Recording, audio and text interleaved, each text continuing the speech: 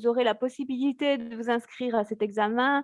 Je pense il faudra voir un petit peu l'information, ça sera courant octobre, voilà, vers fin octobre.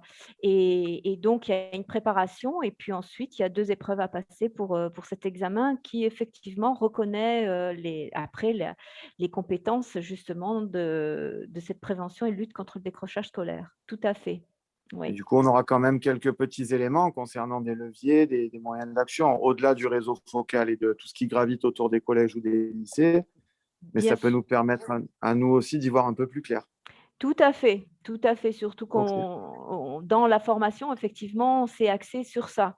Le repérage, mais après, que faire? Voilà, justement, hein. ok, Tout à très fait. bien. Merci beaucoup. De rien. Alors, je vois d'autres questions.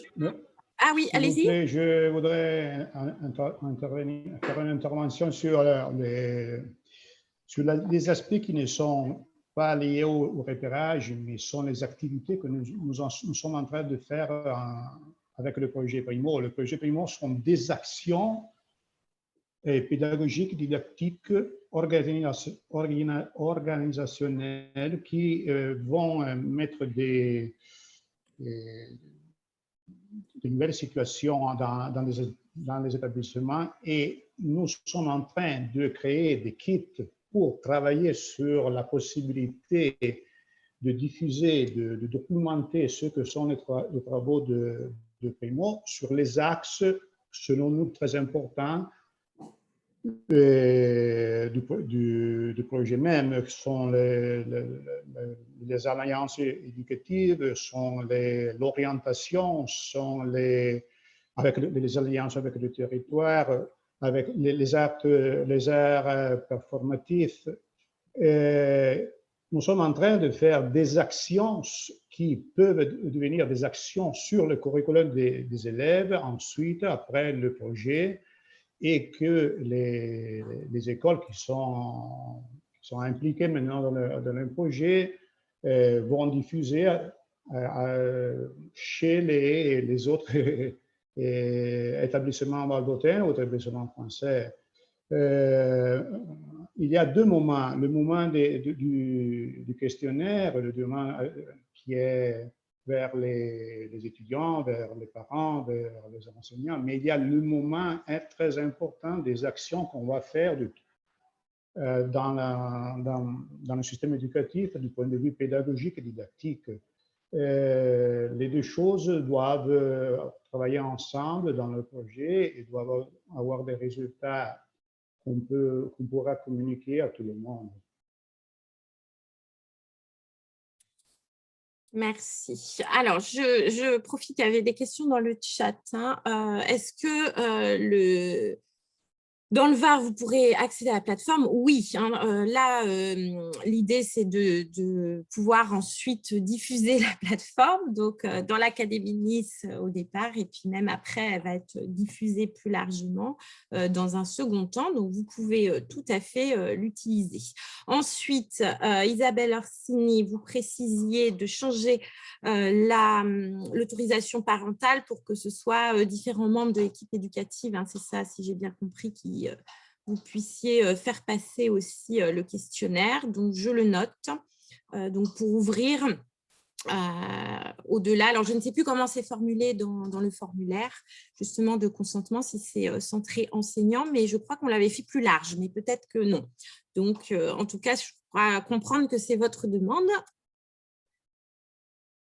Si vous pouvez me faire un petit C'est plutôt Oui. que quand le questionnaire est passé, Oui. il n'y ait pas qu'une seule personne qui puisse le consulter. C'est-à-dire que le professeur puisse le donner au PsyEN ou puisse le donner à d'autres membres de l'équipe éducative, qui puissent suivre par exemple un dossier focal et partir avec le dossier focal. Oui, alors ça, il va falloir… pas limiter à une seule personne, quoi, voilà. Oui, il va falloir que je vois dans quelle mesure ça s'inscrit. Enfin, on est toujours, en fait, on a un souci avec le RGPD. Hein. On est très limité. Donc, il va falloir que je vois dans quelle mesure voilà, ça peut s'inscrire dans ce cadre-là. Je vais voir avec le service juridique. Mais Katia, cas, on avait vu que c'était les résultats pouvaient être, comment dirais-je, vus par l'équipe de direction déjà. C'était Oui, pas mais ce n'est pas les écrit tel résultats. quel pour l'instant. Donc, c'est ça, c'est juste comment le faire Ouais.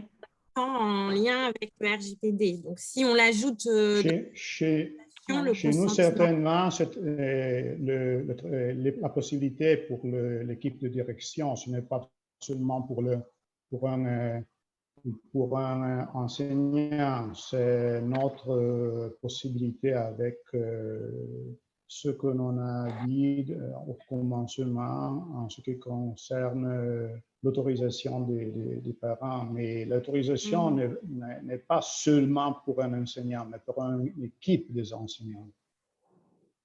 Alors, ceci dit, je relis le formulaire de consentement, c'est bien marqué, il y a une ligne, l'établissement organisant la passation du questionnaire auprès de ses élèves aura accès aux réponses de votre enfant. Et on avait mis administrateur de la plateforme, c'est-à-dire ceux qui ont proposé le questionnaire, et psychologue de l'éducation nationale. C'est déjà précisé, donc peut-être qu'on peut l'élargir si c'est ça votre demande, mais il y a déjà une ligne qui concerne ça. Hein. Oui, mais pour vous. Là, je parle pour Mme Orsini. Pas pour nous. Oui. Pas pour vous, mais pas pour nous. Ah oui. L'autorisation, ce n'est pas la même pour un balai d'hoste. On peut faire d'autres choses. On va faire une autorisation différente car les possibilités sont différentes, je crois, du point de vue légal, je crois. Oui, en tout cas, oui, le RGPD partout, mais c'est vrai qu'après, on doit vraiment naviguer avec ça, comme je vous l'expliquais, ça nous contraint beaucoup. Donc, il faut juste voir voilà, comment… Mais il y a déjà une ligne qui apparaît dans le formulaire. Voilà, si une famille donne leur consentement pour que d'autres puissent avoir accès, bien sûr. Est-ce qu'il y aurait d'autres questions? Merci pour celles et ceux qui doivent partir. Voilà, merci pour vos messages.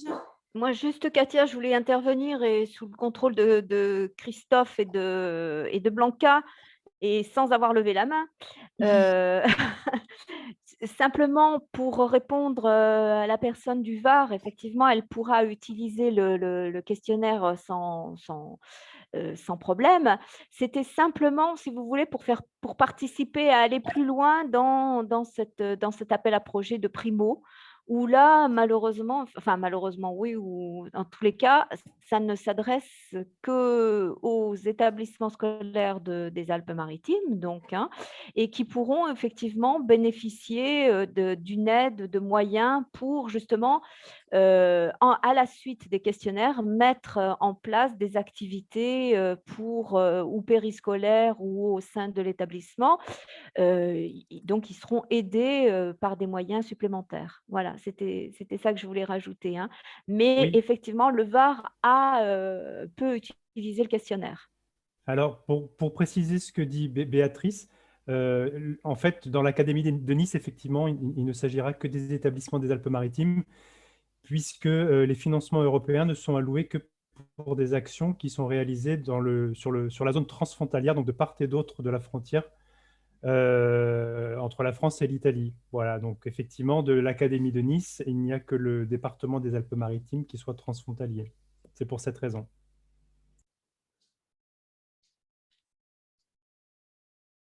Oui, mais vous parlez bien des actions, hein, pas du questionnaire. Je parle bien des actions, effectivement, qui peuvent être mises en place après la passation du questionnaire, qui, lui, est accessible, effectivement, voilà, quel que soit le département, directement sur la plateforme en ligne, bien sûr. Très bien, merci. Alors, il y a une main levée, Madame Pédeliche, excusez-moi pour la prononciation. Oui, je voulais juste revenir 2 secondes sur la question de la communication des résultats aux uns ou aux autres. Il me semble que de toute façon, j'ai peut-être une lecture très naïve, mais ça ne me paraît pas très embêtant, parce que quand on va communiquer les résultats d'un test d'un élève à quelqu'un d'autre, on va en communiquer une synthèse, on va dire, personnel. On n'est pas obligé de communiquer le document avec les résultats in extenso. Donc, si la personne qui a fait passer le test et qui est donc dépositaire des résultats communique, elle va communiquer sur les points marquants. Et donc, du coup, c'est une communication qui devient personnelle et qui ne pose pas de problème par rapport au RGPD, me semble-t-il. Oui, merci. Mais je pense que la demande était justement d'avoir accès au rapport, il me semble. À la totale, oui. Oui, c'est ça que j'ai compris, mais peut-être. Non, mais en fait, vous avez sans doute très bien compris, mais ce que je veux dire, c'est qu'on peut faire les choses autrement. Oui, oui, tout à fait, tout à fait. Voilà. Oui.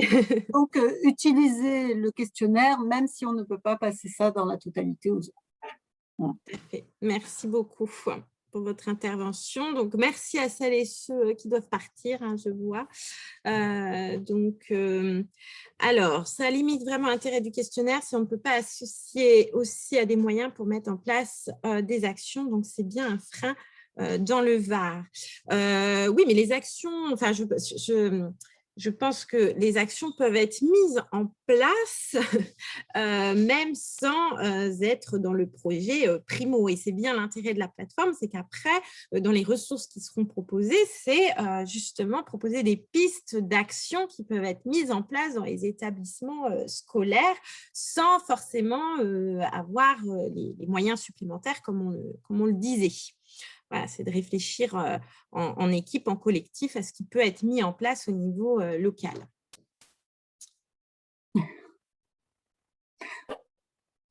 Si je peux ajouter quelque chose à ce que vous venez de dire, et donc je m'adresse aux collègues qui viennent de faire cette remarque,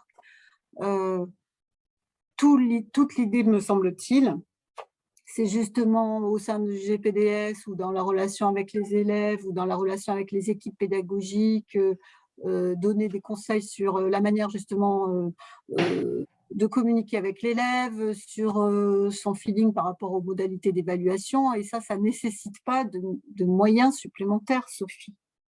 Il y a plein de choses qui peuvent être faites dans le détail de la relation et de l'échange et qui sont sans doute bien plus importants que ce qu'on pourrait mettre en place avec des moyens, à mon avis, et qui sont prioritaires même. Voilà. Merci. Alors, du coup, une formation serait la bienvenue. Oui.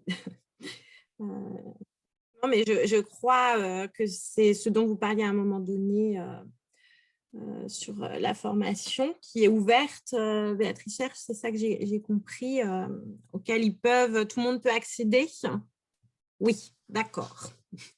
Donc, oui, là, effectivement, et c'est vrai que le fait d'avoir mis en place depuis 3 ans dans l'Académie de Nice, mais ça prend de plus en plus d'importance, ce CPLDS, c'est effectivement une bonne chose, et je pense que la base, ça sera effectivement cette plateforme qui sera donc qui sera ouverte à tout le monde.